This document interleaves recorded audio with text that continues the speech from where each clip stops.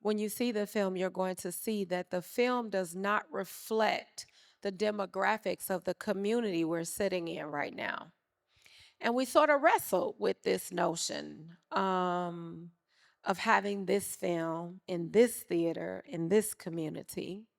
And one of the reasons why we decided to move forward with the film was to highlight the ways that often people of color are omitted or made invisible in certain spaces. And in the cycling space, unless we are very intentional about highlighting and illuminating the reality, is one of those spaces where you might assume, if you don't know otherwise, that Black people and people of color are not part of the cycling scene.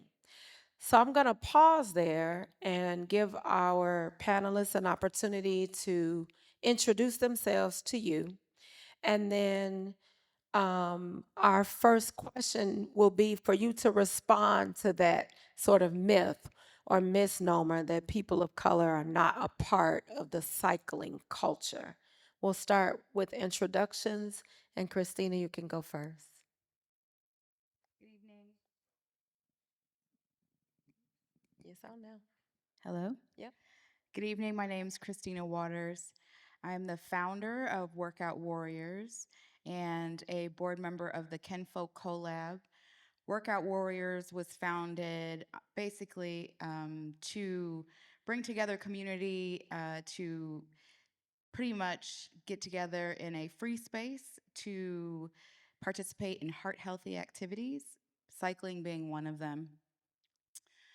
And so your question being, So the question is, how would you respond to this misnomer that Black people and people of color, as will be indicated by the film, are not a part of cycling culture? well, it's not true, number one. Hmm.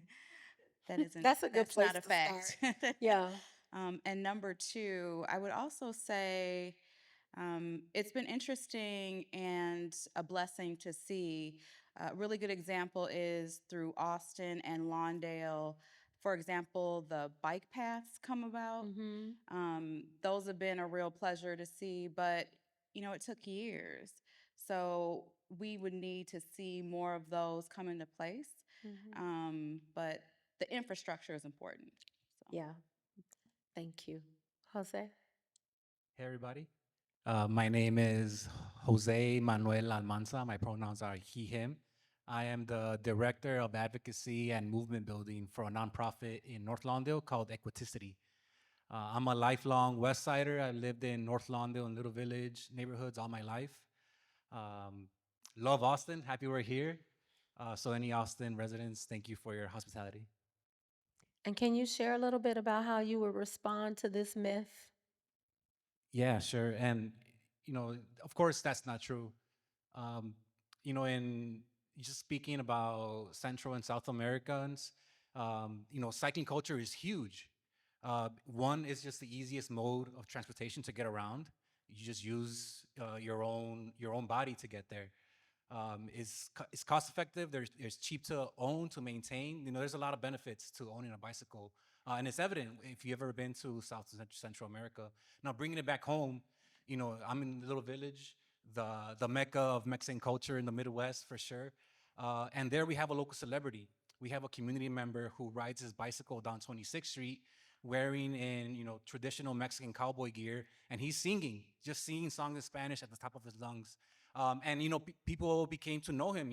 Oh, there goes Pancho, who's riding his bicycle singing, and that just goes to show how integral cycling is in our communities. Now, bringing it back to infrastructure, that's where my day job comes in, and I hear that often where.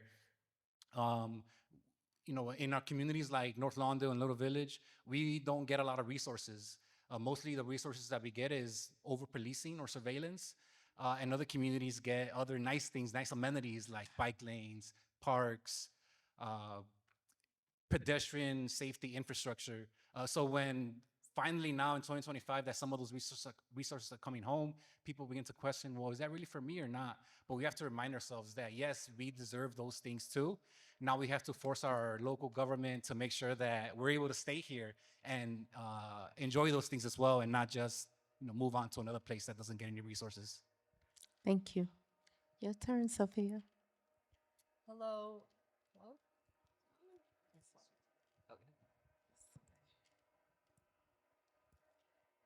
Trying to. Hello. Yep.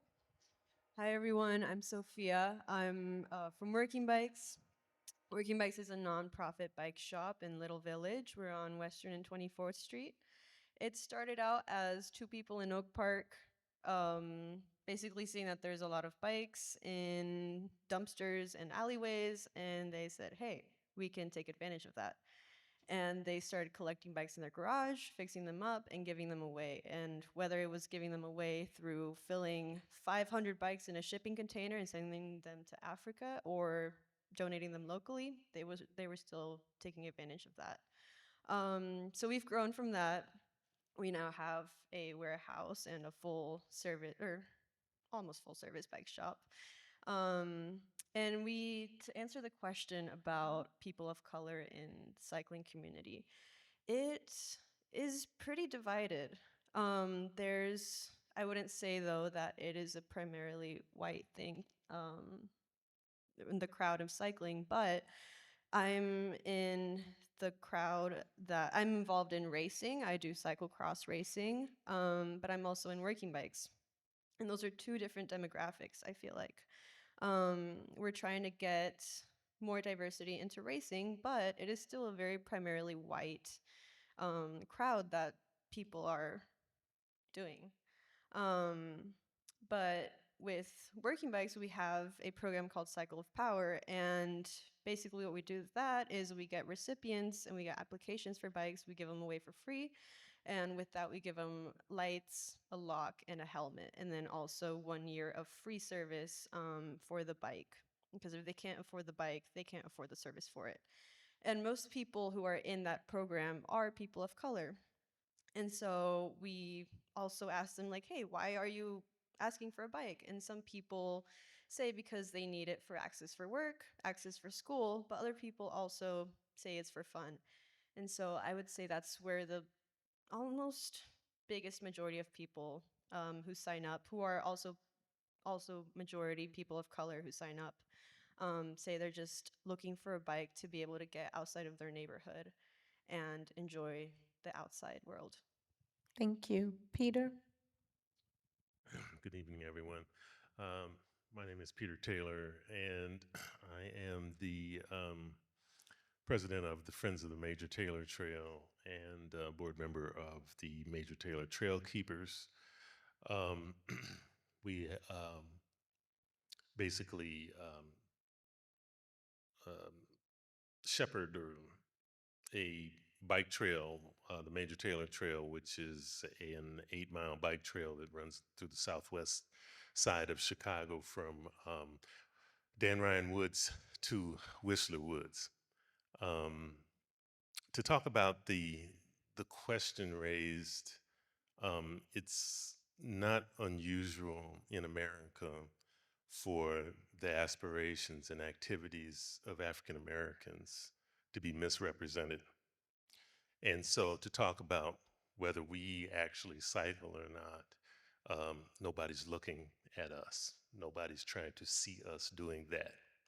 Um, but we are doing it. Um, so um, the namesake of our organization is Major Taylor, who is Walter Marshall Taylor, and Major was a nickname that was given to him. Don't know how many people don't ask me, why is his first name Major? and but he was the first African American sports superstar. He was the best bicycle racer. He was feared. He was respected. Um, before the turn of the 19th century, he won his first world championship in 1899. You may know about him, you may not know about him, but he is on par with any other athlete, superstar athlete that we've ever had. As my counterpart Brenda likes to say that Brenda Dixon, uh, that all of the African American superstars that you know of, like Jackie Robinson, um, Michael Jordan, um, the list goes on, stand on his shoulders because he demonstrated to them how to be a superstar. And he was very successful doing it. And his legacy is starting to become unearthed, but has been largely uncovered. I mean, covered up by the society at large. So we do ride. Um, we are part of a movement with the Major Taylor Cycling Club, Friends of the Major Taylor Trail, and Major Taylor Trail Keepers of trying to reignite his image and inspire others in our community to take their health and their well-being into their own hands, and by getting on bicycles and you know taking control of their health outcomes. Thank you so much. So, as you prepare to watch the film, now we can go into the film with some curious questions in mind. How does capitalism and access to resources inform or even dictate um, how visible certain demographics of people are in any sport or activity? What role does capitalism, consumerism, and accessibility play in who we get to see and who we don't get to see in a space? I know for sure that cycling can be an expensive undertaking. I bought a bike during the pandemic, so I know personally it's not cheap if you get a nice one. And then if you have cycling shoes and now you need a helmet, and if you're cycling in an urban context, you might need other kind of safety measures, and you need locks, and you need all the things, right? And so who cycling becomes accessible to in some ways may be predicated upon what resources are available. And I know we've touched on that a little bit. So as we go into the film, I want you to pay attention to who and what is not there, because in some ways it is at least as important as who or what is there. So I think we're ready. We got a nod and a thumbs up. I'm feeling good about it. And this is the framing that I want you to kind of take the film in through. So it all worked out. Here we go. Yeah. And I would like to re-invite the panel back to the stage. As you all come, I just want to take a couple of minutes to ask the audience about your very initial thoughts. What comes to mind? What are you getting curious about? What resonated with you from the film, particularly in light of the lens we shared with you before the film started? And Kehrein has a microphone to pass around. You have to be thinking something. Okay, we have thoughts. Yes. I thought it was really interesting the way the people in the Netherlands described their political system as responding to what the people wanted to do. I think that our political system is a little bit different, and it responds to what people with money want. Ah, So, slight difference. in that respect, I think it would be a little more difficult to transition away from cars to bicycles because it would be more difficult to get the politicians to support a build out of bicycling infrastructure. Yeah, and we already see that in some of our communities. In neighborhoods that are wealthy, you get both. And in neighborhoods that are not, cars are prioritized. Yes. Watching this made me want to go back and sign up for the um, warrior thing that was it Christina Walters has going. Yeah, for sure. And you're going to have an opportunity to do that. We are going to abbreviate our time on the panel so that you have some time to take your action steps in the foyer before you go. And Workout Warriors is a part of those opportunities for next steps. Other thoughts that struck you or questions that came up as you watched the film?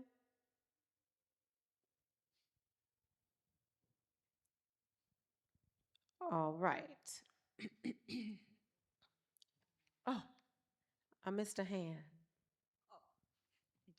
Just a couple of little thoughts.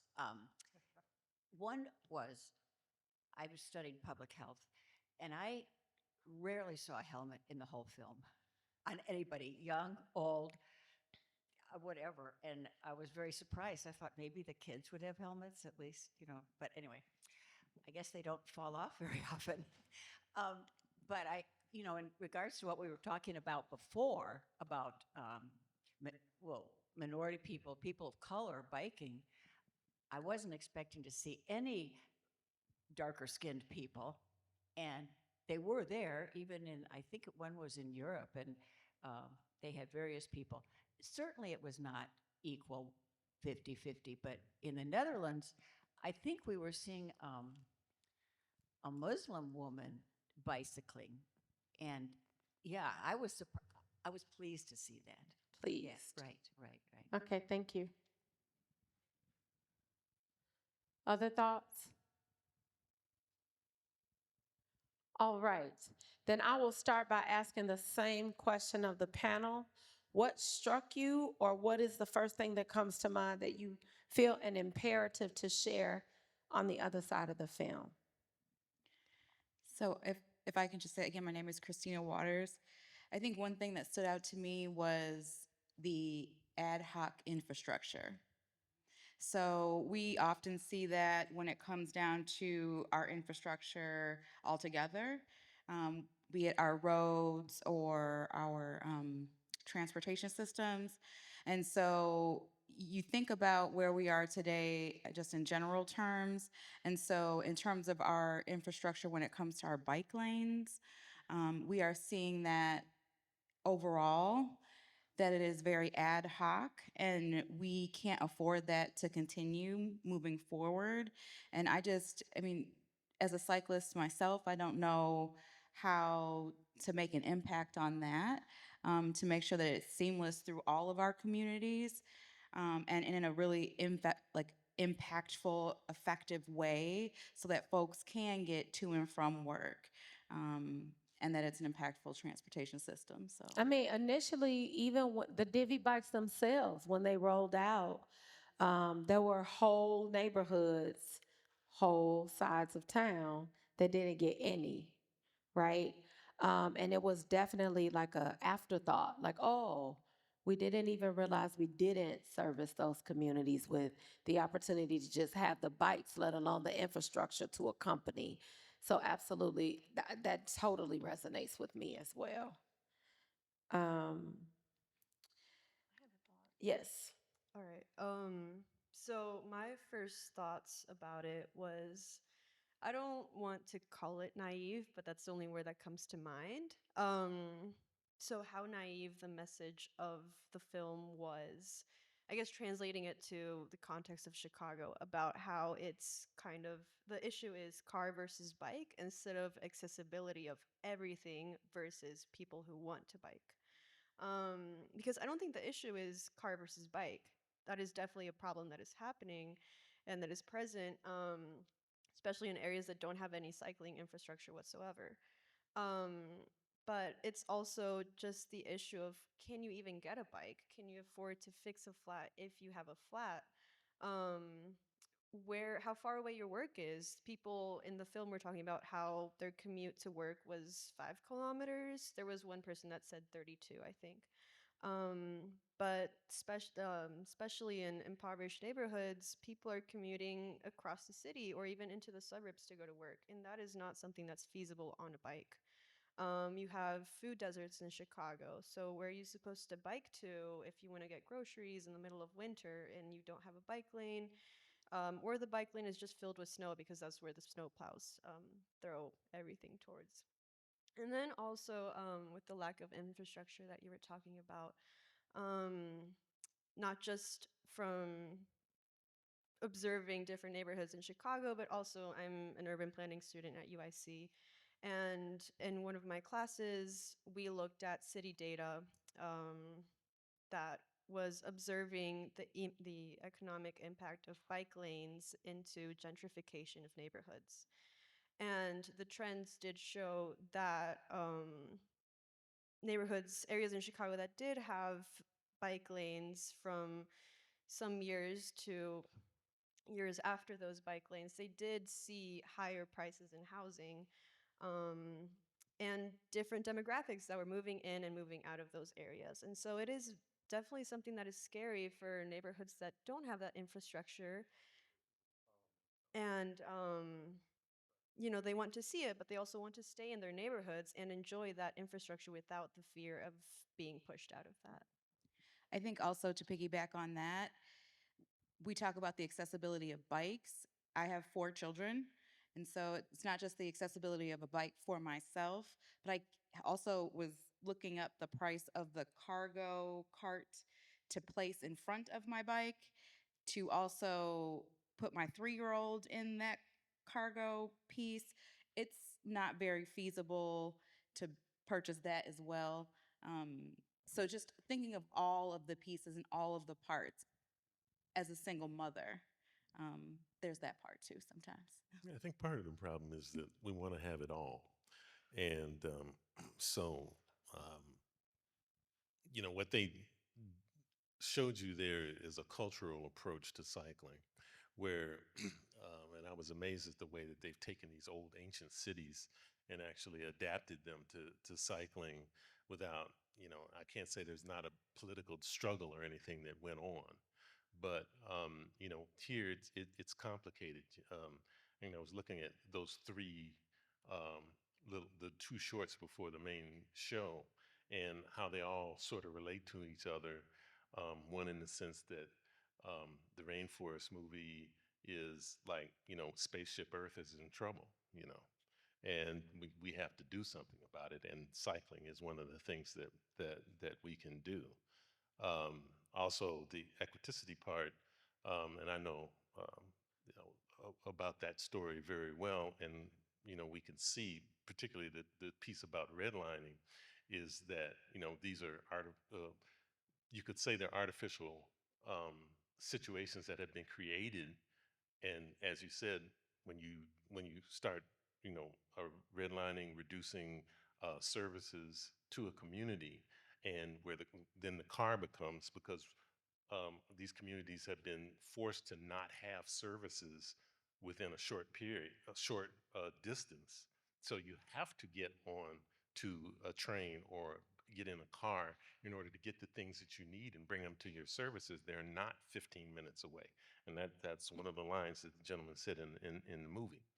Um, so it's complicated for us to make that transition to something that's more wholesome, until we make a cultural decision that we're going to do this.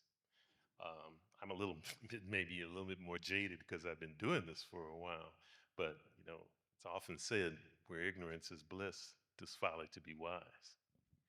I would say just also to that point, um, the 2 shorts prior to the main We Cycle, I'll say the point being that it takes not just government alone, right? It takes government and community, right? There's power in the two to make it happen, is one. But then also, it's like this push. I would say from I can. The one woman said, I couldn't imagine biking to school. I'll never forget, I couldn't imagine biking from Oak Park to work down in the medical district until I did. And then all of a sudden, it wasn't so bad going the 8 miles down Chicago Avenue. And then it was a regular thing, right? And so, and which to your point, it's making that shift, and then all of a sudden it's a norm. And if it's a monsoon when you're getting off work, you just hop on the train, right? Because weather isn't your friend. But you have that option. You're able to take the bike, put it on the train, and at least it's the option. But it's not tangible until you actually do it, jump on the bike and do it. So And Christina, one of the things you mentioned is the need for the community and agencies to partner. And so I ask all of you, as one of the critical elements of the One Earth Film Festival is that we not just watch a film for the sake of watching, but that at the end of the film, we think about lots of things. One, our complicitness in current conditions, right? And then also, what will we be or do leaving here as we name the issues and challenges around cycling? So, are there any, and I'm asking the panel now, I'm going to tie two questions together, and this will be the final one because of time. Are there any collaborative opportunities or campaigns you're working on that build on the messages from When We Cycle? And if you could leave this audience with one call to action after watching this film and hearing the story, what would you invite them into? Yeah, I could start us off with this one. Hey, everybody, Jose with Equiticity. Um, I think one of the biggest things that I try to do in my job is shift the culture in Chicago, improve the cycling culture for Black and Brown people here in Chicago. And some things that I tell people all the time is there's a few things that we can all do to help improve that. And individually, one thing that we can do is when next time you have to make that short trip to the barbershop to go visit a friend or go to the other part of the neighborhood, hop on a bike instead of driving there. Or instead of taking the bus, just go for a walk. Do that little step to kind of help improve the culture of cycling within your neighborhood. Another thing is we all want infrastructure. And the way infrastructure gets funded here in the city of Chicago is through individual wards. So if you have a older person who likes biking infrastructure, who maybe walks themselves, then you'll see that beautiful infrastructure in that ward. Or if you live in a ward where I live, for example, where biking infrastructure isn't a priority, then we don't see any.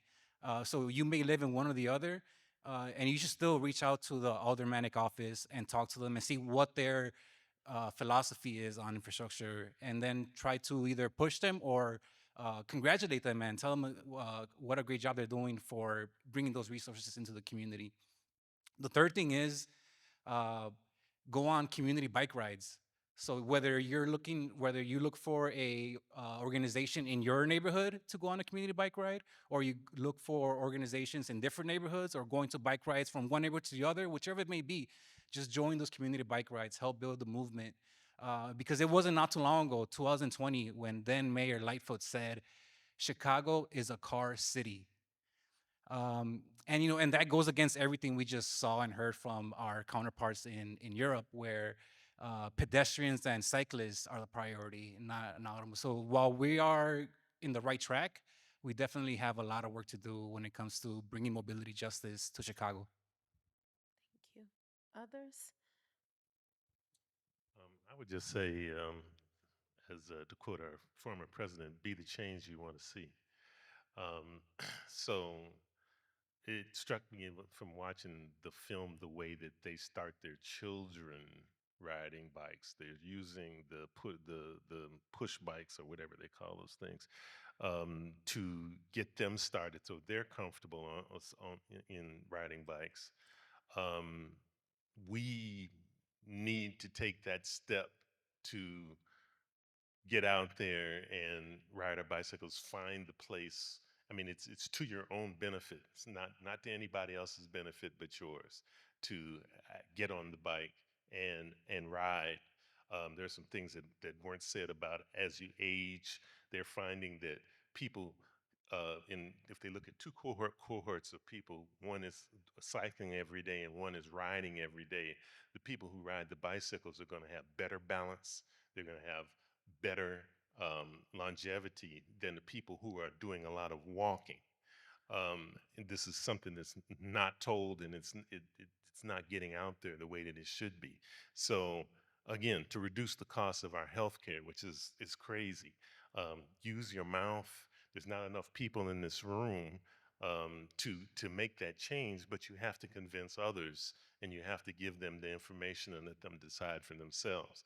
Lastly, there is a um, I don't say a bill, or I don't know what they call it in city council, but a proposal to have an ordinance to lower the speed limit in Chicago to 25 miles an hour. And it's being fought tooth and nail.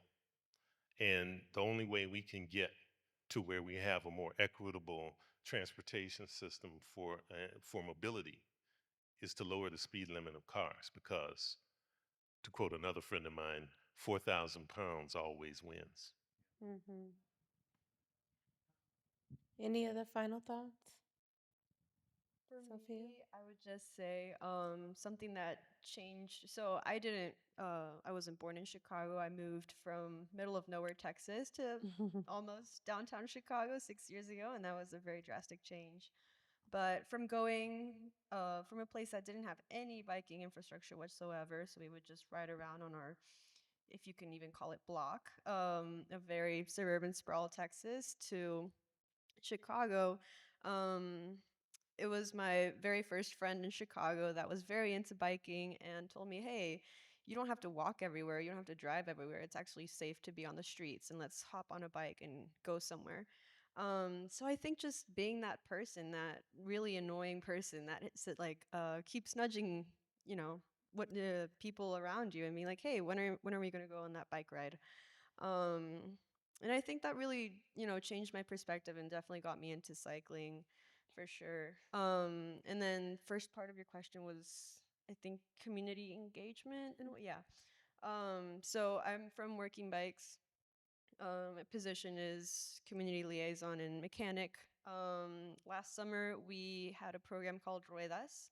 The whole thing is an acronym that I don't remember, but the program that what we did was we got bikes, we fixed them up, we went to Venezuelan and Central American refugee shelters, and we handed out the bikes. We also gave helmets, locks, lights, and provided a little education on bike maintenance, and also the rules of the road, hand signaling for whenever you want to use your bike on a street, and just the basics of cycling in Chicago.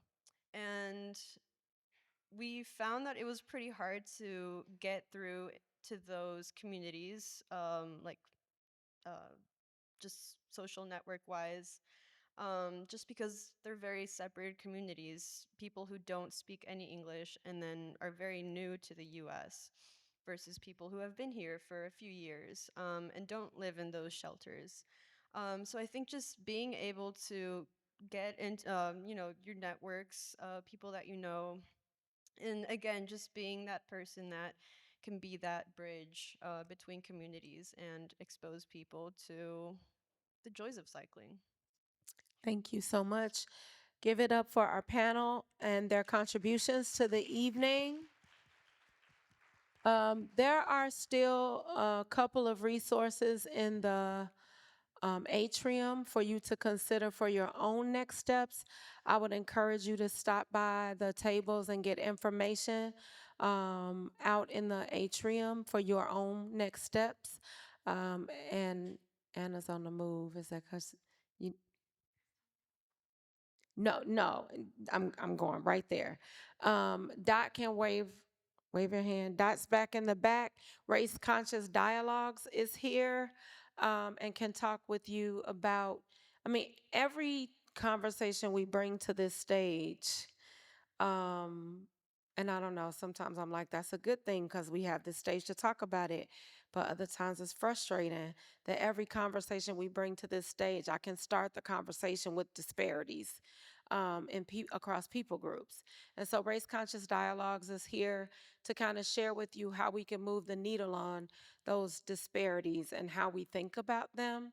And then I know that there are representatives Dot and Anna and Christina for Kinfolk Collab. They can share a little bit about that organization, and I'll let Christina talk about Workout Warriors. Well, I just also wanted to, like a last note kind of thing, just a call to action. Uh, One thing I can say is that the reason that I love cycling as much as I do is because my dad brought it to me. So, one thing I'll say to you is if you've got little ones in your life, definitely take them out for a ride, teach them to ride. Your grandkids, your nieces, nephews, whoever. It can be right up and down the block. I distinctly remember him being very impactful with me in teaching me how to ride, taking us to the lakefront. It was a thing. So, if you do anything at all, teach the little ones in your lives how to ride, take them for the ride. And so I am the annoying person who is the one who's like, come on, let's all go for a ride. We meet up at Sugar Beet. There isn't quite a cadence. Sometimes it's the second and third, or second and fourth Sunday. Sometimes it's the first and third Sunday. Sometimes it's no Sunday in the month at all. But we will meet up on Sunday mornings over at Sugar Beet in Oak Park. It's on Madison and Grove. And then we will go out for a ride in the morning. Again, it is a ride that is free. If you don't have a bike, I will reach out to someone locally who can spare a bike for the morning. So it's if you just join Workout Warriors, it's a Facebook group. That's where I typically will post the ride at. Right now, we are focused on a perimeter walk. So that's the first workout that we're doing for the spring to kick off things. And that is a 9-mile walk for Awesome. the month of May. That's May 18th. But Nice.